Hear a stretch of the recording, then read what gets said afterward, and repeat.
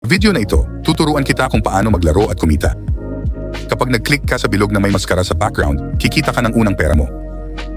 Mapapabilis ang kita mo sa pagtaas ng kita sa bawat tap, pati na rin sa pagtaas ng antas ng enerhiya mo. Para tumaas ang kita mo sa bawat tap, kailangan mong pagbutihin ang disiplina mo. Ginagawa ito sa bahaging improvement. Para mapabuti ang disiplina, i-click ang card at pindutin ang button sa pop-up. Tumataas ang kita bawat oras.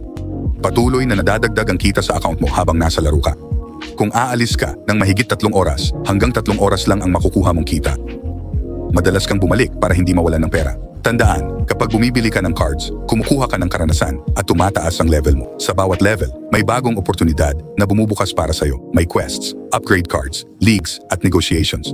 Ngayon, punta ka sa quests at kunin ang reward sa pag-level up ng disiplina mo. Maganda po ang pararaan mo ang quest para kumita ng pera. May bagong mga quest sa bawat antas. Palaging tingnan ang mga ito. Sa ilang quest, ang gantimpala ay batay sa iyong kita kada oras. Araw-araw may makukuha kang gantimpala sa pag-login. Huwag kalimutang kunin ang iyong kita araw-araw. I-upgrade ang iyong task manager. Nakakatulong ito para dumami ang iyong enerhiya. May ilang tab sa itaas ang mga pagpapabuti. Isa ring quest ito.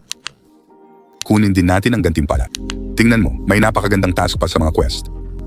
Mag-subscribe sa aming channel para makakuha ng 100k barya. Lahat ng mahahalagang balita ay nasa TG channel, kasama ang airdrop at iba pa, kaya mag-subscribe at abangan. Marami pang ibang mekanika sa laro at dagdag ng dagdag kami. Pumunta tayo sa bayan at mag-usap. Sa negosasyon, kailangan mong pumili ng liga. Ito ang nagtatakda ng laki ng kontrata. Ngayon, kailangan mong pumili ng diskarte. Bawat diskarte, may mga bentahe at disbentahe. May paghahanap ng kalaro at isa sa atin ang mananalo. Nanalo ako at kinuha ang mga premyo. Isa pang paraan para kumita ay mamuhunan sa mga pondo. Araw-araw, pwede kang mamuhunan sa 3 pondo. Ang mga pondo ay nakakategorya ayon sa panganib at kita. Pumili ng pondo at maglagay ng halaga. Swerte kami. May gintong frame ang pondo. Ibig sabihin, isa ito sa 3 pinakamagandang pondo ng araw. Dito, medyo nabawasan ang swerte namin. Kumita kami pero hindi ito ang pondo ng araw. Kung may kasamang kaibigan, mas madaling hanapin ang pondo ng araw. Siyempre, mas masaya kapag kasama ang mga kaibigan.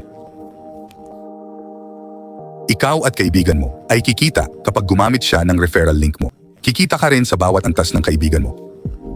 Para mag-imbita, ipadala mo ang iyong referral link. Pwede mong gawin yun dito. Ayos, nabanggit ko ang basics, pero marami pang sorpresa sa laro. Pag-aralan ng laro, i-upgrade ang character, kumita ng mas malaki, at hintayin ang airdrop.